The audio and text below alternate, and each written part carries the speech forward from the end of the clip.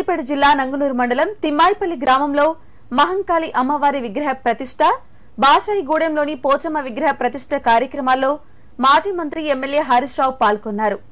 ఆలయాల్లో ప్రత్యేక పూజలు చేశారు. ఈ సందర్భంగా అమ్మవార్ల దయతో అందరం చల్లగా ఉండాలని, మనం చేసే ప్రతి కార్యంలో మంచి జరగాలని కోరుకున్నట్లు చెప్పారు. అలాగే సిద్దిపేట జిల్లా రూరల్ మండలం చింతమడక, ఇర్కోడ్ గ్రామాల్లో నిర్వహించిన పెద్దమ్మ పోచమ్మ తల్లి ఉత్సవాల్లో సైతం హరీష్ రావు పాల్గొని అమ్మవారిని దర్శించుకున్నారు. ఈ సందర్భంగా ఆలయ నిర్వాహకులు, ముదిరాజ్ కుల సంఘ ప్రతినిధులు ఆయన్ను ఘనంగా సన్మానించారు.